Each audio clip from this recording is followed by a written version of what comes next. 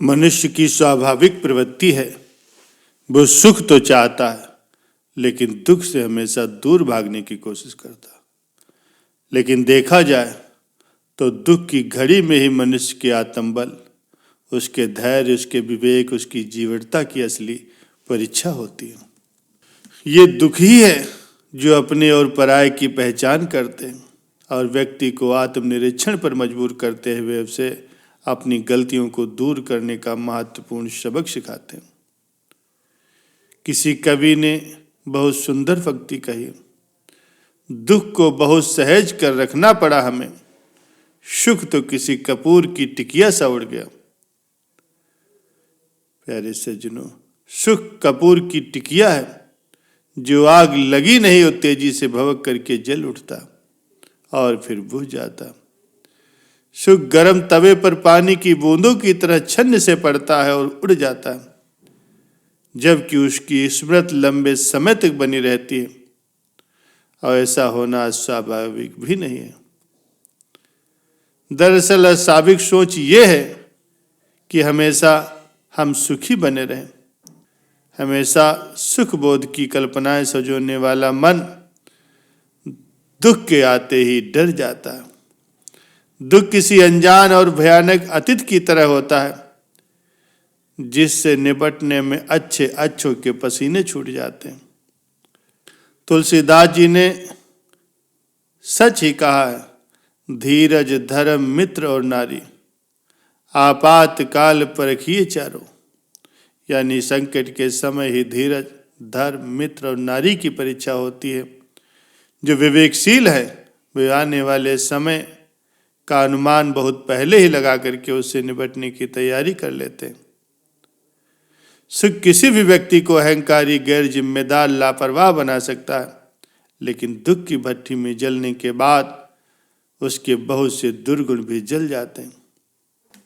प्यारे सज्जनों, पचतरा श्रावस्ती के एक सेठ की पुत्री थी। किशोरावस्था में ही वो अपने घरेलू नौकर के प्रेम में पड़ गई। जब उसके माता पिता उसके विवाह के लिए एक उपयुक्त वर खोज रहे थे, तब वो नौकर के साथ भाग गई। दोनों ही अपरिपक्व पति पत्नी एक छोटे से नगर में जा बसे। कुछ समय के बाद पचतरा गर्भवती हो गई। स्वयं को अकेले पाकर के उसका दिल घबराने लगा। उसने अपने पति से कहा, हम यहाँ अकेले रह रहे हैं, मैं गर्भवती हूँ और मुझे किसी की सहायता की आवश्यकता है।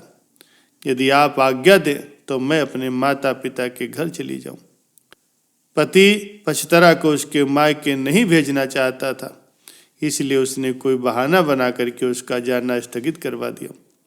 लेकिन पचतरा के मन में माता पिता के घर जाने की इच्छा बलवती हो रही थी। एक दिन जब उसका पति काम पर गया हुआ था, तब उसने अपने पड़ोसी से कहा, आप मेरे पति को बता देना कि मैं कुछ समय के लिए अपने माता पिता के घर जा रही हूं। जब पति को इसका पता चला तो उसे बहुत बुरा लगा। उसे अपने ऊपर ग्लानि भी हुई कि उसके कारण ही इस कुलीन कन्या की इतनी दुर्गति हुई। वो उसे ढूंढने के लिए उसी मार्ग पर चल दिया। रास्ते में उसे पचतरा मिल गई।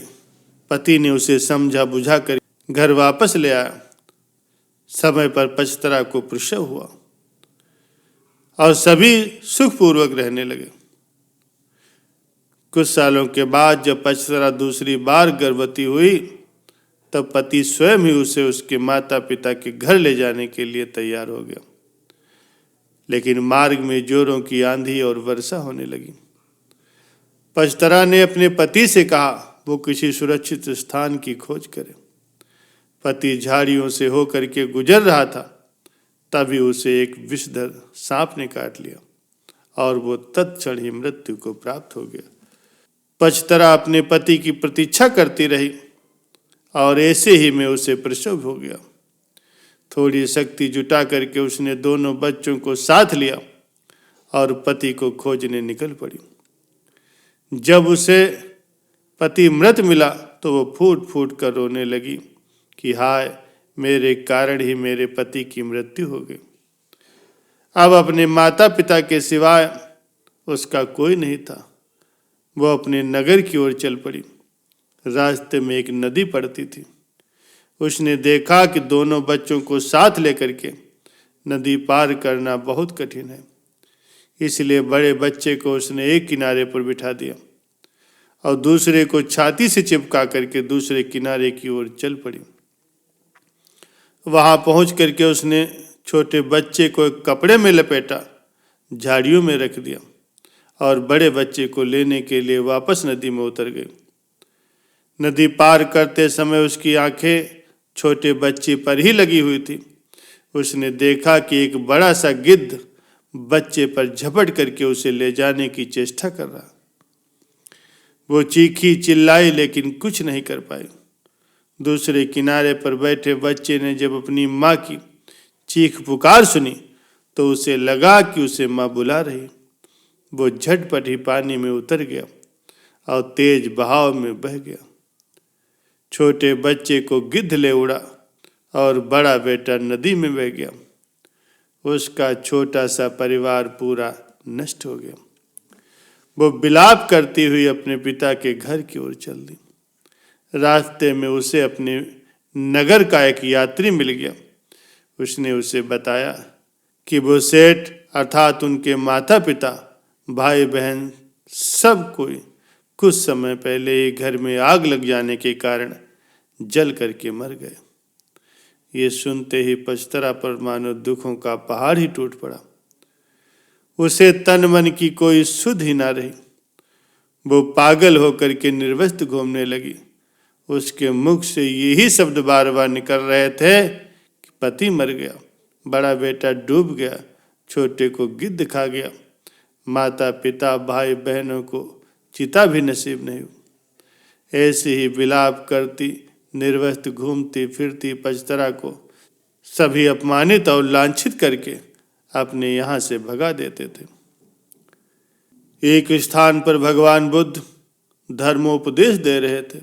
तभी पचतरा अनायास ही वहां पर आ गई और उपस्थित लोगों ने कहा, अरे ये तो पागल है, इसे भगाओ यहाँ से। बुद्ध ने उसे रोकते हुए कहा, इसे मत रोको, इसे मेरे पास आने दो। पचतरा जब बुद्ध के कुछ समीप आए तो बुद्ध ने उससे कहा, बेटी अपनी चेतना को संभालो। भगवान को अपने समक्ष पा करके पचतरा को कुछ होश आया। अपनी नंगता का उसे बोध हुआ। किसी ने उसे चादर से ढक दिया। वो फूट फूट कर रोने लगी। उसने कहा, भगवान मेरे पति को सांप ने डस लिया और छोटे छोटे बच्चे मेरी आंखों के सामने ही मारे गए। मेरे माता पिता बंधु बांधव सभी जल करके मर गए। मेरा इस दुनिया में अब कोई नहीं है, मेरी रक्षा करो। बुद्ध ने उससे कहा, दुखी मत हो, अब तुम मेरे पास आ गई हो। जिन परिजनों की मृत्यु के लिए तुम आंसू बहा रही हो, ऐसे ही अनंत आंसू तुम जन्म जन्मांतरों से बहाती चली आ रही हो। उनसे भरने के लिए तो महासमुद्र भी छोटे पड़ जाएंगे। तुम्हारी रक्षा कोई और नहीं कर सकता। जब मृत्यु आती है तो कोई परिजन आदि काम नहीं आते। ये सुन करके पचतरा का शोक कुछ कम हुआ। उसने बुद्ध से साधना की अनुमति मांगी। बुद्ध ने उसे अपने संग में शरण दे दी। धर्म के रास्ते पर चलते हुए पचतरा का दुख जाता रहा। वो नित्य ही ध्यान ज्ञान की साधना में निपुण हो गए। एक दिन स्नान करते समय उसने देखा कि देह पर पहले डाला गया पानी कुछ दूर जाकर के सूख जाता, फिर दूसरी बार डाला गया पानी थोड़ी दूर जाकर के सूखता और तीसरी बार डाला गया पानी उससे भी आगे जाकर के सूख जाता। इस अत्यंत साधारण सी घटना में पचतरा को समाधि का सूत्र मिल गया। पहली बार डाले गए पानी के समान कुछ जीव अल्पायु में ही मर जाते, दूसरी बार डाले गए पानी के समान कुछ जीव मध्यम आयु में चल बसते और तीसरी बार डाले गए पानी के जैसे कुछ जीव अंतिम समय में मरते हैं, लेकिन मरते सभी हैं, सभी अनित्य हैं। ऐसे में पचतरा को ये ज्ञान हुआ जैसे अंतःकरण में भगवान उससे कह रहे हों कि पचतरा, समस्त प्राणी ही मरण धर्म है, अर्थात हर एक व्यक्ति की मृत्यु एक दिन अवश्य आएगी।